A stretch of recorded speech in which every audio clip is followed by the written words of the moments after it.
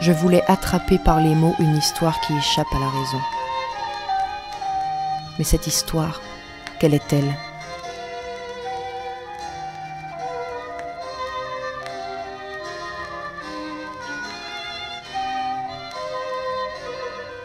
D'ailleurs, on parlait de littérature, alors il l'a séduit par son intelligence, par sa culture, par les mots, et il l'a séduit aussi par sa voix, et on dit qu'il a une voix de violoncelle.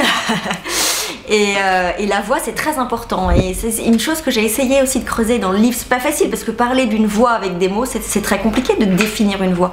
Et pourtant, je trouve que dans le processus de séduction, la voix, elle est absolument capitale.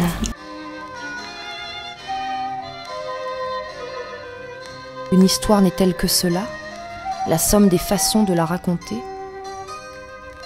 En mettant bout à bout des lambeaux de récits, reconstituera-t-on quelque chose de cette attraction qui nous a emportés l'un et l'autre ?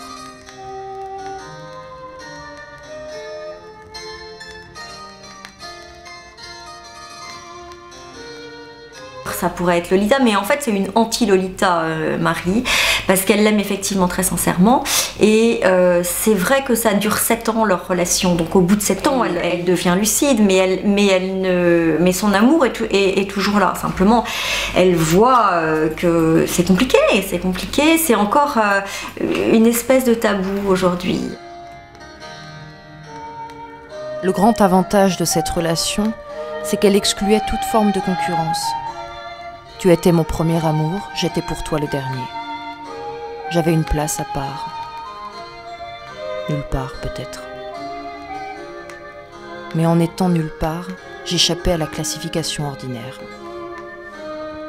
Est-ce cela que je voulais ? Elle veut mieux comprendre qui était sa mère, donc elle veut retrouver cet homme pour qu'il lui raconte qui elle était, comment elle riait, comment elle s'habillait, enfin des choses finalement très, très simples. Elle a envie juste que sa mère s'incarne à travers cette histoire d'amour qui va l'aider à elle aussi passer le cap du premier amour. J'aime assez bien suivre le fil là, qui parcourt plusieurs générations de femmes. Ça c'était aussi dans la donation, il y avait la grand-mère, la mère, la fille. Combien suis-je ? Est-ce que tu ressens ça toi aussi ? Cet émiettement, tous ces jeux dépareillés qui s'épient sans se comprendre. Celui qui parle et celui qui écrit, celui qui aime et celui qui raisonne, celui qui s'enflamme et celui qui doute. Une fois que je tiens ma petite séquence, j'essaye vraiment de faire avec mon marteau et mon burin, de faire voler le plus d'éclats inutiles possible pour avoir vraiment ne plus avoir que le squelette de l'histoire. J'aime bien ça. Voilà, s'il fallait prendre une image en sculpture, je préfère Giacometti à Niki de Saint-Phal, par exemple.